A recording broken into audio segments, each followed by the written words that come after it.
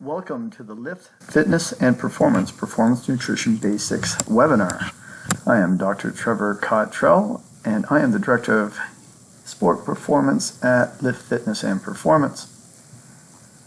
The purpose of this webinar is to provide athletes and their families some guidelines to proper nutrition, specifically proper nutrition through training.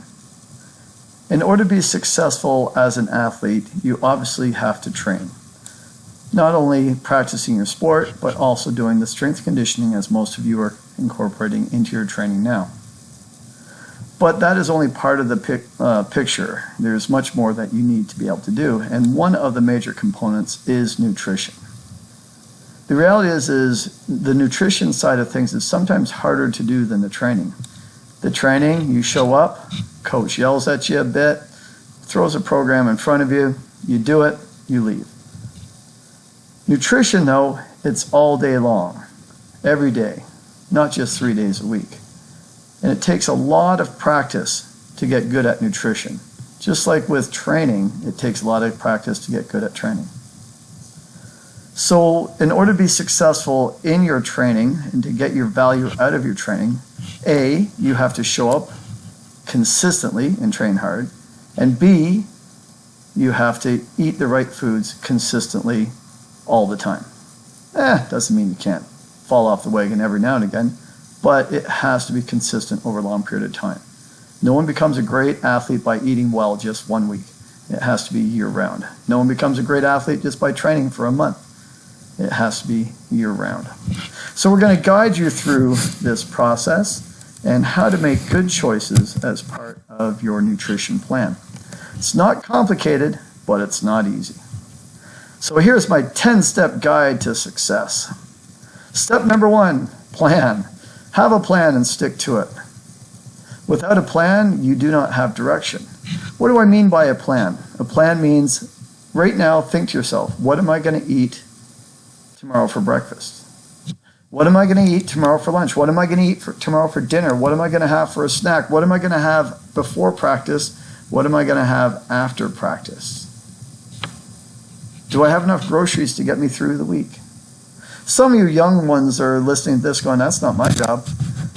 Well, no, it's not. But working with your family, you should help them make these choices and encourage them, hey, could you pick up this at the store when you go? To help them help you. So you got to have a plan. You got to think forward. What do I need to be successful? Not leave it by chance. Not leave it up to, well, I hope mom makes dinner tonight or dad packed me a lunch this morning. You take responsibility for it. And if you do that early, the earlier you take responsibility for it, the healthier life you'll have throughout. Then once you have a plan, can you stick to it? So often it's the more difficult component to stay with it. I have seen athletes, all right, I'm going to do it, and for 1 week they're really good, and then they're not so good for the next month. And so that comes down to discipline. Discipline is doing things we don't want to do because we know they're the right things to do. That's why we brush our teeth. Nobody loves brushing their teeth. They brush their teeth because they know they should. Doesn't take a lot of time, doesn't take a lot of energy, so it's a little easier to be consistent about than nutrition. But it's the same thing. You're eating because you know it's the right thing that you need to do, even though maybe you don't want to take the time to do it, or maybe you'd rather be eating junk or fast food whenever you could. So have that plan and stick to it. Then, part of that plan should be for you to eat every 2 to 3 hours, some kind of food into your system every 2 to 3 hours. It doesn't matter if you're trying to gain weight or lose weight. This is a good rule to live by. Don't let yourself get hungry. Don't let yourself go for long periods without nutrition. We're going to talk in a few slides about the importance of feeding the muscle throughout the day and what happens if you don't feed it. Ideally, you're looking at 3 meals, maybe 2 snacks in between the meals. Sometimes for some of you who need a lot of intake, you might need 4 full meals a day plus snacks, or even 5 full meals a day, depending on your size and how vigorous activity you are. Even those who compete in bodybuilding, those sports where you have to get really lean and ripped, they often eat 4 or 5 times a day, sometimes more. They're very small meals, and they're very carefully balanced out, but that's the common strategy when trying to get lean. Then if you need to eat that many meals, you have to plan and prepare your meals in advance. That way you're just not eating on the fly. That way you're not just picking things up. So often I'll get athletes in, what did you eat today? I just grabbed some chicken wings, or I had a Wendy's hamburger. French fries and gravy. Like, all right, it's food, keep you alive, but you just pick that on the fly. That wasn't a well-planned meal. Then, when you choose your meals, speaking of Wendy's and poutine, when you're planning your meals, try and make higher quality protein and carbohydrate choices. So pick good grains, not just the junky stuff. And we'll go through that in a few slides. Why do you want higher quality? Well, calories are one thing. You need the energy to get through your day, but there's nutrients in food that make you grow and adapt and stay healthy. We've identified a lot of the vitamins and minerals that are required to stay healthy. You've probably learned about many of these things, but there's so many other things inside foods that are useful in keeping us healthy, and we don't even know some of them. And similarly, that's why we want to have fruits and vegetables in our diet. They're absolutely essential to maintain all the nutrients you need in order to grow and be healthy. If you're not healthy, you will not grow. You will not be a better athlete. You won't adapt. You won't recover. So health is critical, and fruits and vegetables play a role in that. Then you got to also think about around your workouts or practices or games, how do you fuel yourself? How many hours before a game do you eat? What do you eat? After a game, what should you eat? And so you should specifically plan on consuming food as close to after an activity as possible.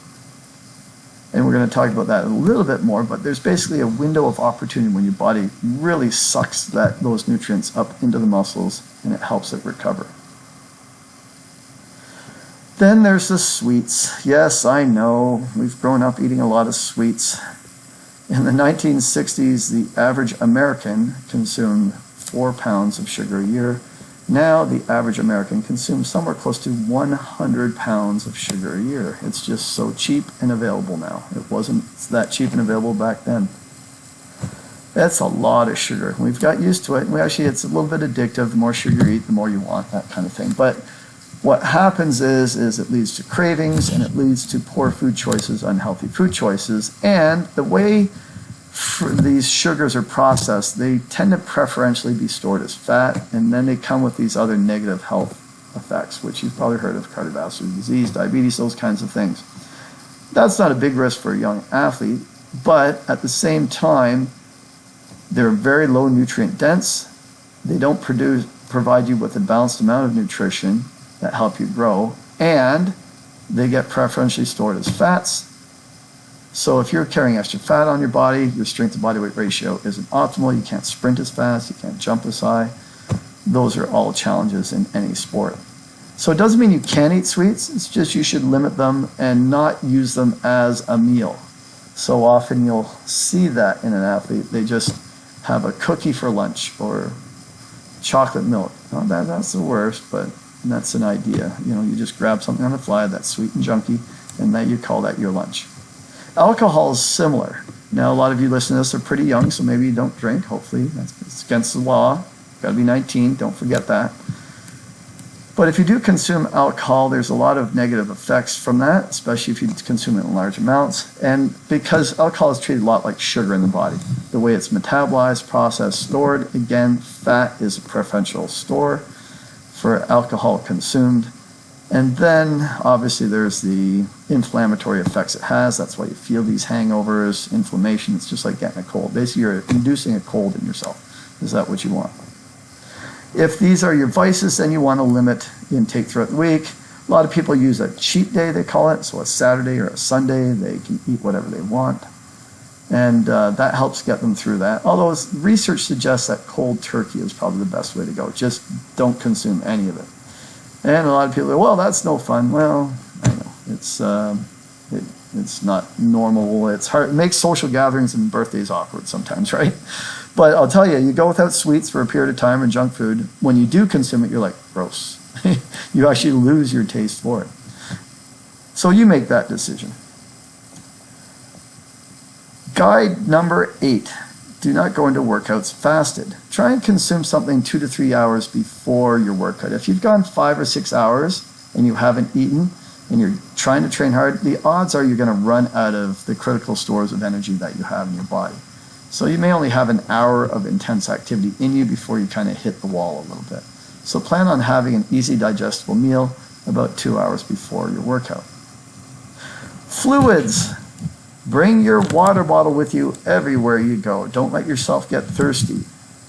Once you get dehydrated, your body turns on these hormonal signals that are similar to the signals that turn on when you're starved. So they again tell you to preserve the fat, don't build up muscle, chop up the muscle. The muscle is the first choice of energy if you're running low. And so water, you want to make sure, is in you, not just for all the obvious performance effects and preventing heat stroke and those kinds of things, but also to help promote health and growth. And so it's not unusual for athletes to need about 4 liters a day, and sometimes in hot environments up to 8 to 10 liters a day. And last but certainly not least, choose your supplements carefully. There are so many products out there that people are trying to sell you. Most of them are garbage. They do not work well, and most of them are just repackaged things from days gone by. Talk to your coach, dietitian, or someone who actually knows something about this stuff before you start taking it. There are some supplements that may have some benefit if used in the right way at the right time, but ultimately there's very, very, very few supplements out there that are legal, that you're allowed to use and aren't drug tested. There are very few supplements out there that work so well that you can bear to go without them. The reality is if you're training hard, eating well, sleeping well, taking care of yourself, that's 98% of the battle. Supplements will add that 2% to your performance. So focus on the important things first, save your money, and then the supplements are the icing on the cake. So now let's break it down. Let's go into the details here. Step number 1, do you consume the right amount of energy? Most young athletes do not consume the right amount of energy, and they do not eat it from the right food sources and at the right times. So let's start with how much energy do you need? The energy you need in your body, we call that calories. How many calories do you need a day? That's how we measure energy. And those calories are the product of what we call metabolism. Metabolism is when we take a chemical, a fuel, such as a protein or a carbohydrate, such as glucose, and then we break it down chemically and make new chemical compounds that we use to do work inside of our cells. So we call that metabolism. So the energy we need, the amount of metabolism that goes in the body is determined by a variety of things. And we measure it in different ways. So one measure we do is called resting metabolism. So resting metabolism, that's the energy or calories your body needs just to stay alive. Lying there in bed, sleeping, every cell in your body is using some energy just to stay alive. Some parts of your body are using a lot of energy, even when you're sleeping, such as your nerves. So you can add up that amount of energy throughout the day, and it's a fairly significant proportion of the energy you need.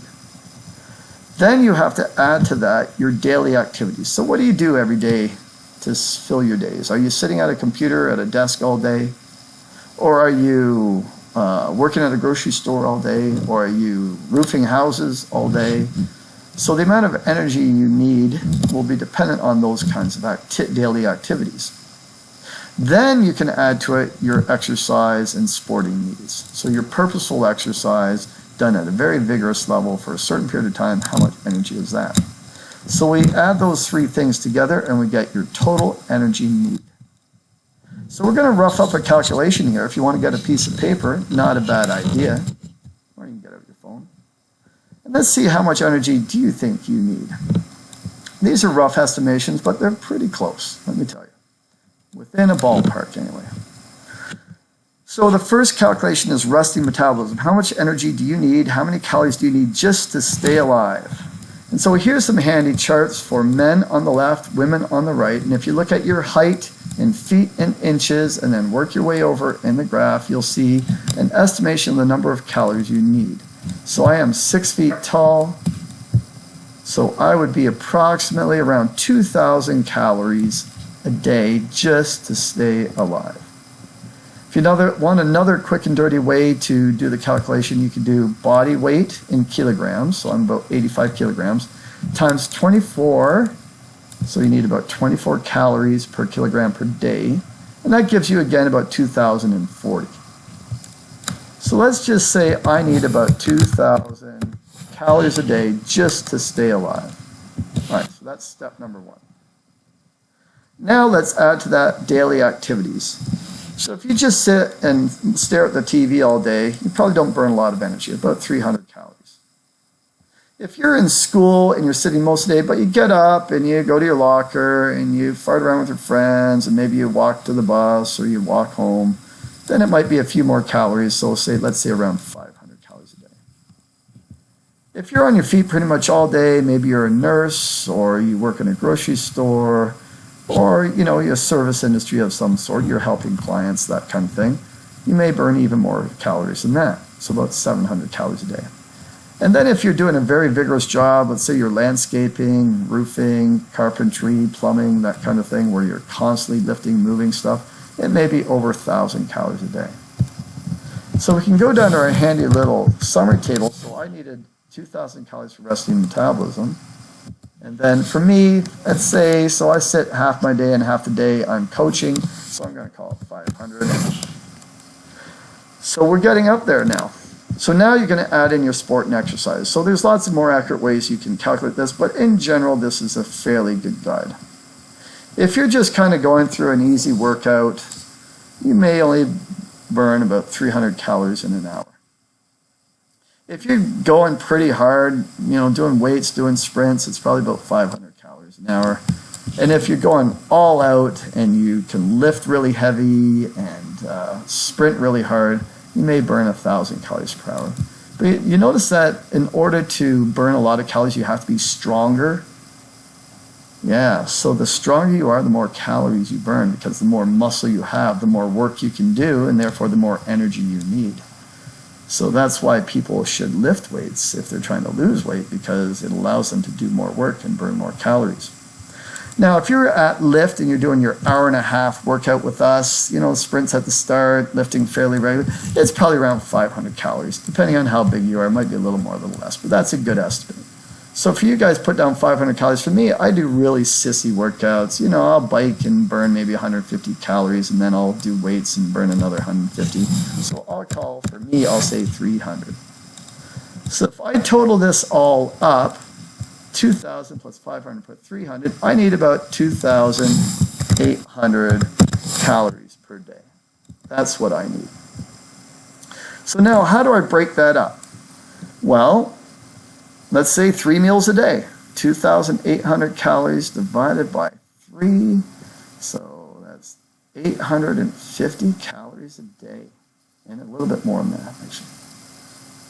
No, 925 calories a day. Sorry, my math is bad.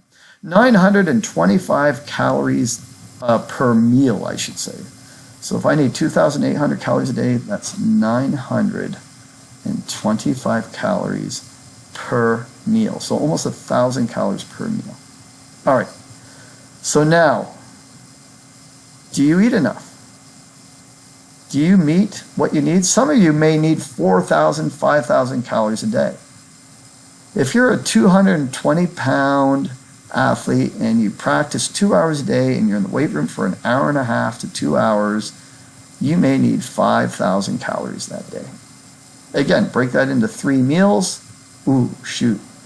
So that's almost 2,000 calories per meal, 1,750 calories per meal, give or take. That's a lot of food. And that's why usually we don't just get our meals in 3. Sometimes we need 4 or 5 meals a day. So let's get an estimate. Let's say average kind of kid meal, cereal and a piece of fruit. All right, so cereal plus milk. So if we look at our little chart here, cereal, the average bowl of cereal is about 100 calories just for the grains, and then 100 calories for the milk, so that'll be about 200 calories. But remember I said I need about 900 calories per meal, so I'm 700 calories short already. Well, all right, I'm going to have a piece of fruit. Banana. Let's have a banana. All right, average piece of fruit, about 100 calories, give or take. So I'm at 300, yay, but now I'm still 600 calories short. All right, I'm behind a little bit here. Well, let's go and have lunch. So lunch, if we look at our list here, a couple pieces of bread. So I'm going to have a sandwich, something like chicken sandwich. Let's say a decent sandwich, maybe a little lettuce, a little cheese. So bread, say 150 calories for 2 slices of bread. Meat, it's probably not. Usually a sandwich, you don't have this much meat on it. Usually it's about 100 calories, but let's say I'm adding cheese too. So let's say all in it's about 250 calories, which is common for a sandwich.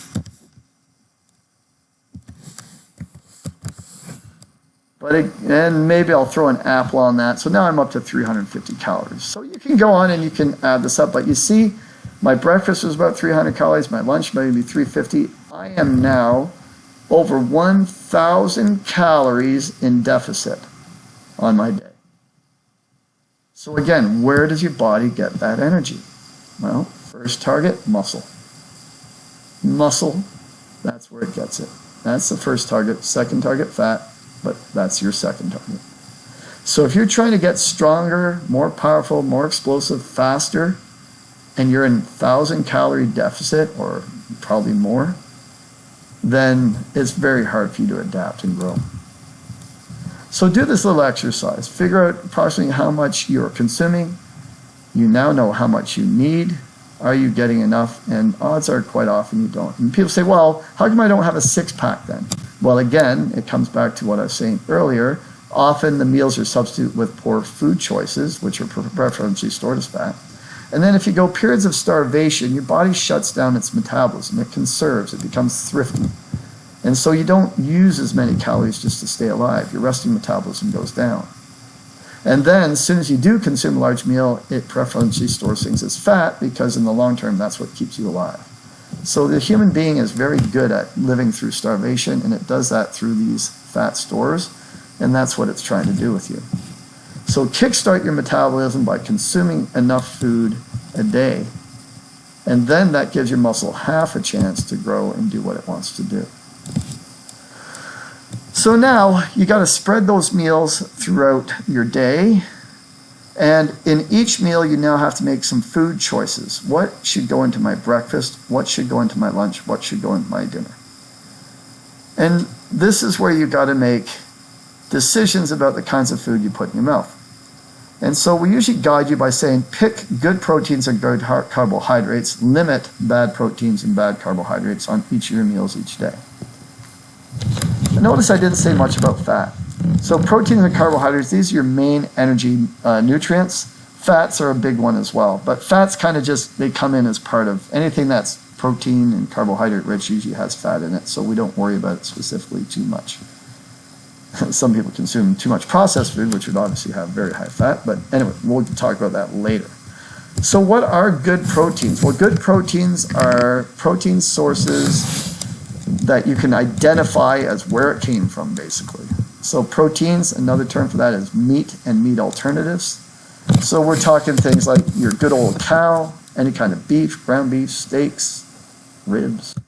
You're talking about your good old chicken, chicken legs, chicken breasts, chicken wings, roast chickens, baked chicken.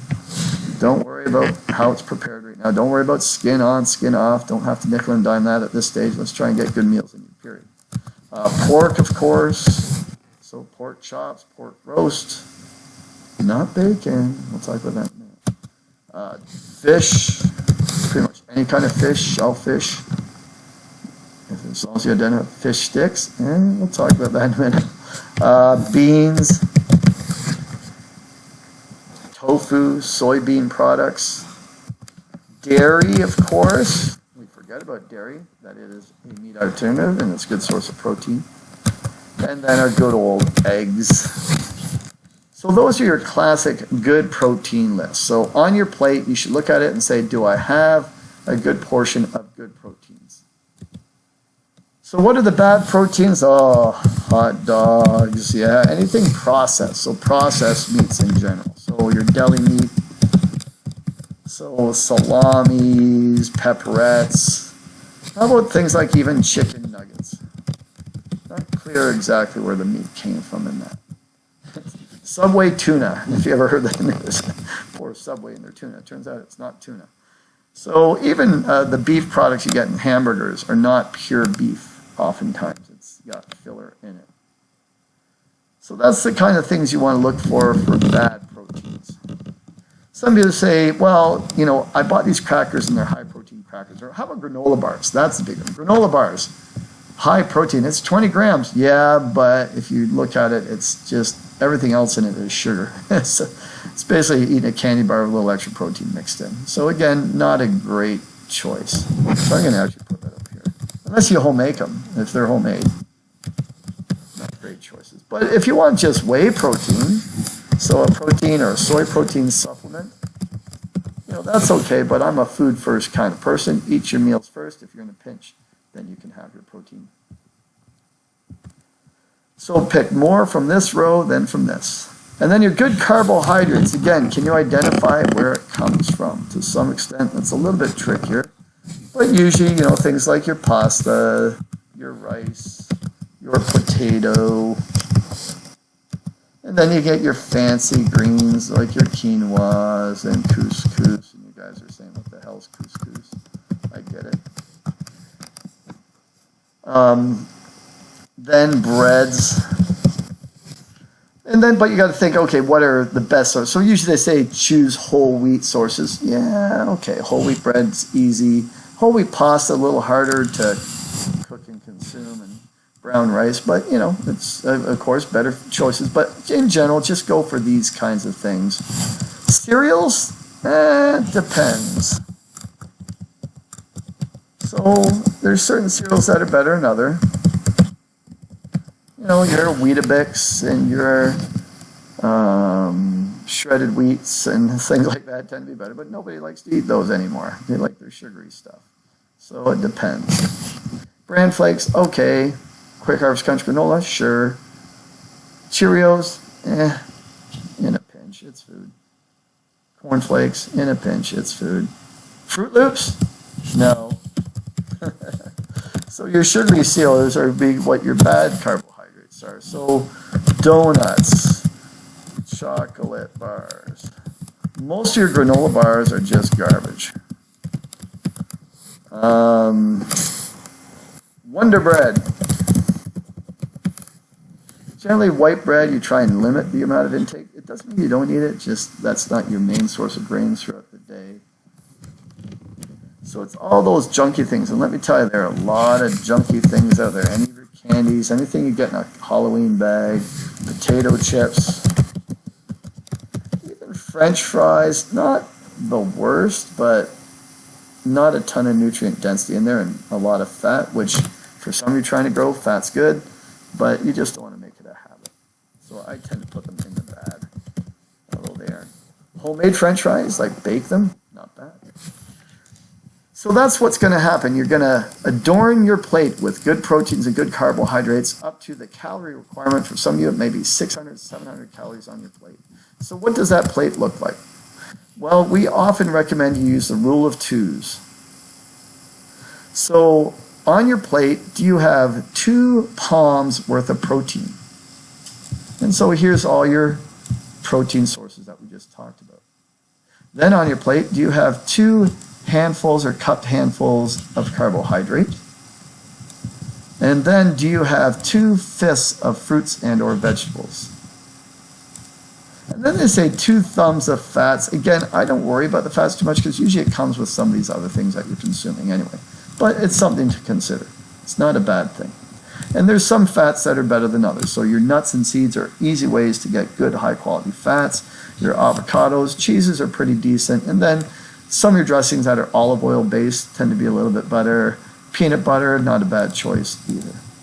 So that's how you fill your plate. So when your plate's done, it could look a couple different ways. So here's one example of a plate, but this is for someone who's trying to limit weight gain or trying to even create some weight loss.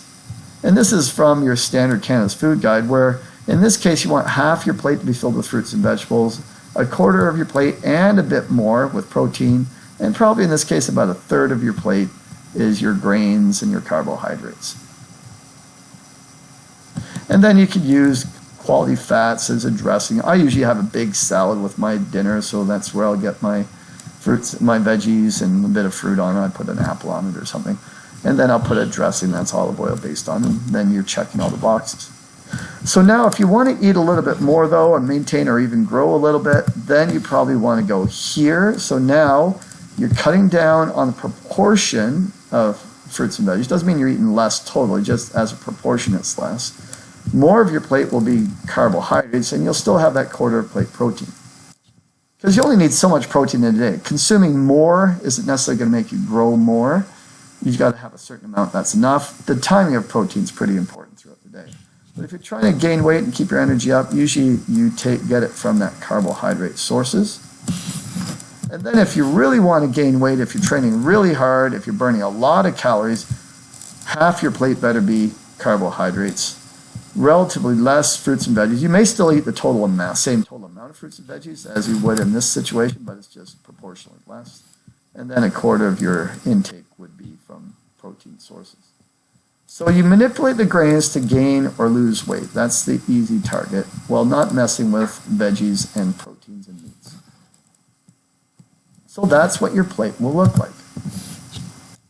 And so when do you eat? So I keep saying these 3 meals a day, 3 meals plus 2 snacks, maybe 4 or 5 meals a day.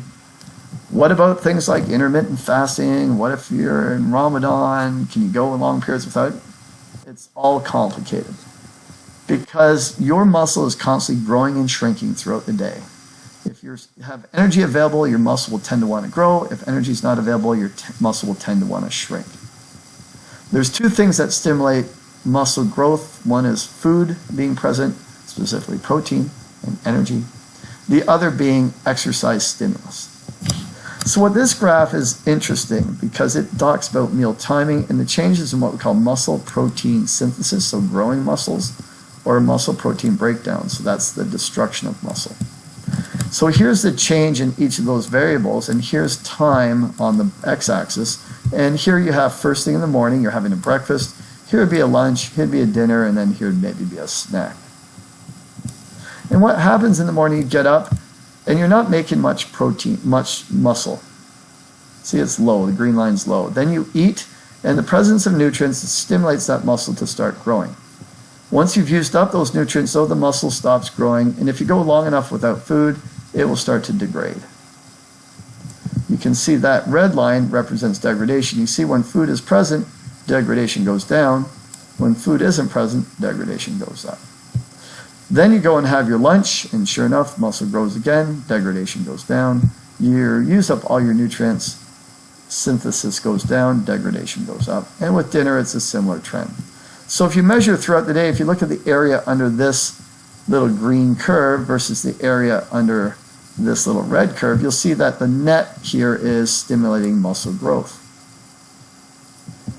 But what happens if you skip meals? So here's the same situation. But you see the green line is way low and your red line is way high. So this is, I didn't have breakfast, didn't have lunch, had a little snack after school, maybe had a dinner. So you see that this time spent degrading the muscle is very high. This time spent growing is very low. So what do you think is going to happen to muscle? You aren't going to grow muscle. Simple as that. You will not grow muscle if you're not eating regularly enough throughout the day and consuming enough food. Now, for the females listening, well, I don't want to get big and muscly. Well, females, it's tough to get big and muscly anyway, so don't worry about it. But you do need muscle in order to perform. In order to be fast and powerful, to be able to jump, you need to have that muscle there. And so if you're starving yourself throughout the day, that muscle's there, and you're shutting down your metabolism, which is predisposing you to storing fat. So what's the take home from all this? Eat food, darn it, throughout the day. Don't skip meals. Have a plan. So how do you achieve all this food you got to get? Well, this is coming back to your planning and what we call meal prep. The preparation of your meals ahead of time or planning your meals ahead of time. Not easy. Takes time, need help, especially if you're younger and you don't know how to cook very well and you don't buy the groceries. So parents, help your kids out. And if they can learn this young, they'll have it for life and they'll live longer, more healthful lives. So take about an hour and a half out of your schedule each week and bulk cook some major staple, good quality carbohydrates, good quality proteins. Then you package them up into your Tupperwares. Here's all your Tupperwares here. And throw a little flavor in if you can. People say, well, it gets really boring having the same thing over again. Yeah, but you get used to it. Eat to live, don't live to eat. Use the nutrition as fueling the machine instead of your life pursuing the pleasure of food. And you'll have a longer, more healthful life. So what are your main carbs? So cook up a big pot of pasta, a big pot of rice, a big pan of potatoes or mashed potatoes, whatever. And of course, it's easy to just go out and buy multigrain bread. Then you can go and you can buy your rotisserie chickens at Costco for $7.99, and that'll last you a whole week for some kids. You can cook up a big pan of ground beef and put a bunch of pasta sauce on top of it, and there you go, a quickie spaghetti dinner.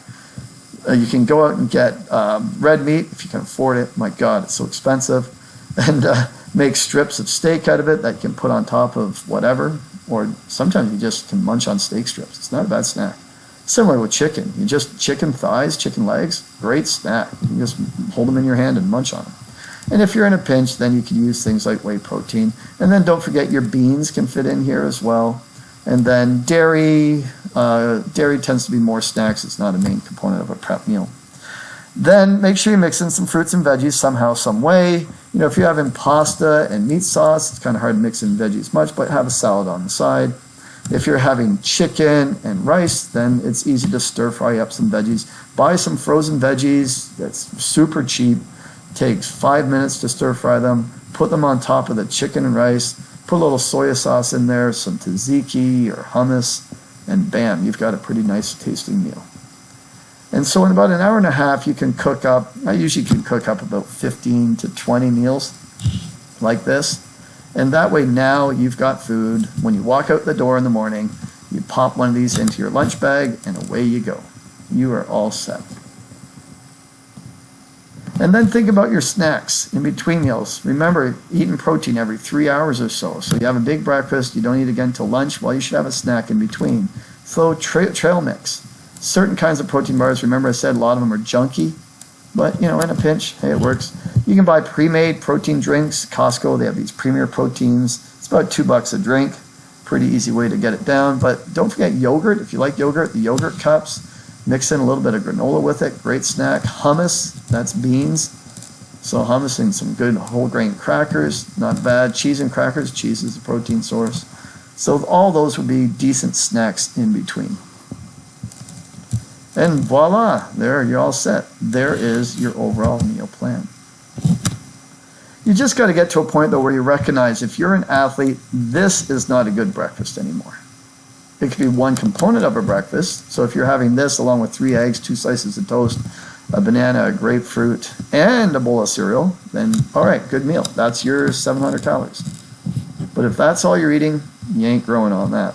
And then for lunch, if this is what you're having, you aren't going to grow on that either. That's 200 calories of almost no nutrition in that little sandwich. Could it be a snack, though? Could it fill the hole? Could it be something you have in between in a pinch on the fly? Sure, why not? But don't make this your main meal of the day. So what are you going to prep for your breakfast, lunch, and dinner? What's your plans? So here's a little activity you can go through and actually start planning out. Do it with your parents and say, okay, for lunches, what could I have? I know in my house, we all have hot lunches. We're lucky we have microwaves wherever we go. So we'll have pasta, meat sauce, we'll have chicken and rice stir fry, a curry, roast beef and potatoes, whatever. You know, that's our lunches. But our dinners are the same. Our lunches and dinners are the same. Now for breakfast, you usually don't meal prep because you're usually at home when you wake up. But if you're on the road, this is where you might get into your protein shake smoothies, those sorts of things.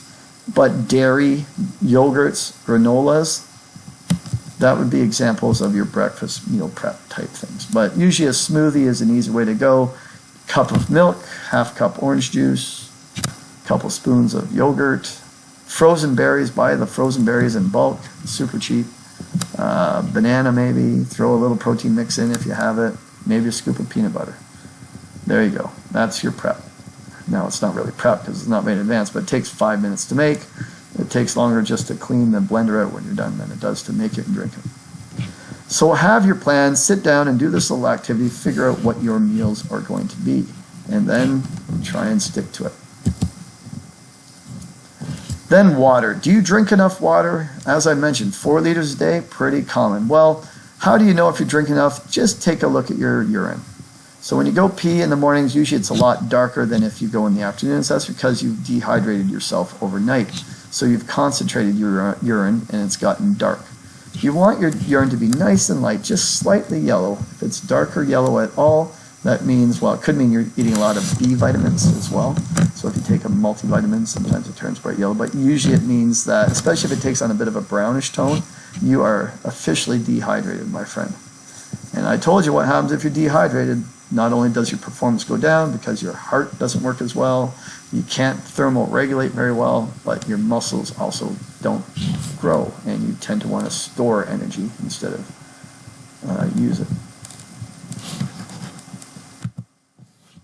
And finally, the last topic is supplements. So as I said, most supplements are not worth their dollar. There's a few supplements that tend to work in certain situations for certain individuals, but you should take a food-first approach. Make sure you're eating well, and then if you're in a real pinch, supplement if you can't eat well, or if you're training really hard and you've got grasp of your training, then there's a few supplements that might benefit you. So people always ask about, what about protein? Well, whey protein is cheap. You can get it anywhere. Don't pay more than 10 bucks a pound if I was you, so that's like $40 to $50 for a big 5-pound drum. That'll last you more than a month. Costco has a cheap version of it that tastes decently. Whey protein, very easily absorbed, fairly healthy. There's some health benefits of it. The problem with most protein mixes is they've got all kinds of sweeteners and additives to it, so you just got to read the label a little bit. Find one that tastes good. Soy proteins are great. There's all kinds of mythology. Oh, don't eat soy proteins. It's got estrogens in it. It makes you feminize it. No, that's just a bunch of crap. Soy protein's fine. Eat it. Nothing wrong with it. And then your multivitamins, multivitamin mineral, sure, take them, not a big deal. Most of you, if you eat really well, you get enough nutrients, you don't need them. But the more you exercise, the more you're growing, the more you need. And it's cheap, it's easy to take, so it won't hurt you. Vitamin D is a popular supplement now that's getting a lot of press. It looks like most supplements, and especially in Canada, in the winter, we don't get enough, and it seems to play a potent role in performance and health, so you might need a little bit extra vitamin D. Omega-3 fatty acids, these are fish oils. The essential fatty acids goes by a bunch of different names, salmon oil. They're essential fats. Most people do not consume enough. So there's some evidence that through consuming this, it helps promote growth and health if you're not consuming enough, so that's one to consider. Creatine. Creatine supplement. Creatine is made from amino acids. It's an energy source in muscle during vigorous activity. I have a whole webinar on that as well. There's some nuance to it, but if you're training really hard, really heavy, very regularly, and you're eating well, and you're sleeping well, and everything's going well, then sure, that's one of the things that you might add in. But don't use it year-round. Cycle it on and off during very high-intensity periods of training, and you'll get best benefit from it. And then caffeine. I say this sparingly because most young people try and live life without caffeine. Once you start it, it's hard to go back. It has addictive properties. It's not that it's bad for you, it's just that you just become reliant on stimulants just to keep you going. It's not a good precedent to set, especially if you're young. But that being said, caffeine has been shown to be an effective ergogenic aid, so it works sport performance enhancement. So there's a variety of settings where caffeine supplements can enhance performance, but the problem is some kids take it every day, take it before every workout, take it before every practice. You build up a tolerance to it, so you got to take it more. Next thing you got the shakes. Next thing you're not sleeping well. So it's best if you use it very sparingly. Then there's some very common supplements you hear about all the time that are largely not a good use of money. Branched chain amino acids, or BCAAs, same thing as protein, just buy protein, way cheaper. Beta-alanine, same thing, just consume protein. Now, certain sports may get some benefit from beta-alanine because it helps promote what we call pH buffering. The amount of benefit you get may be minimal. You got to be at a certain level before you worry about that kind of thing. Pre-workouts. Pre-workouts are basically caffeine and then a whole bunch of other expensive stuff thrown in. Most of that expensive stuff thrown in is not very useful. It just is a bit of a placebo effect. So niacin, for example, they've put in high doses because it causes a little bit of blood flow distraction to the skin. So it makes you feel like you're more flush, more pumped, but it doesn't change performance at all. Same with these nitric oxide supplements, so arginine, citrulline. You'll see that on many pre-workouts. They say it'll promote blood flow to muscle. It doesn't. Any supplement that says proprietary blend or has a trademark blend in the ingredients, throw it away. It's a scam. And then there's all kinds of testosterone boosters out there, magnesium zinc combos. Again, no evidence for them. Doesn't mean that magnesium and zinc are bad. It's just you're not going to change your testosterone. So save your money is my suggestion. Okay, folks, so there you go. That's your Intro to Nutrition 101. I know it's a lot. Hopefully you got through the whole thing and you got some ideas. You may have to watch this multiple times. Follow the nutrition guide that I sent you. It's got this in more detail. But now you got to establish, what are my goals? If you need to consume 4,000 calories a day and you're currently consuming 1,800, you're not going to be able to increase to 4,000 calories tomorrow. You have to gradually build up. And so there's weekly goals that you should set. So work through this, and if you're young, work through it with a parent. So week 1 could be, I'm going to take a water bottle to school and drink 2 water bottles a day during school. That's an easy one. You can do that, right? But that's an important step. Week 2 could be, I'm not going to have just a bowl of cereal. I'm going to get up 5 minutes earlier and cook 2 eggs and have it with a slice of toast. There you go, week 2.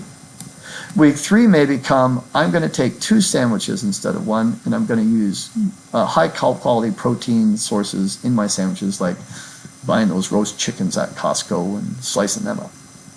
So you see how by gradually, week by week, setting these goals and then meeting these goals, before you know it, 6 months later, now you're up to 3,000, 4,000 calories a day of high quality food. And it allows you to ease into it. So there we go. That's your homework for now. If you have any questions, you know who to reach out to. Trevor Cottrell. Trevor@lift@gmail.com is the email, and you just come on by at 919 York Road, Guelph, Ontario, and I will help you out. So long, folks. Talk to you again soon.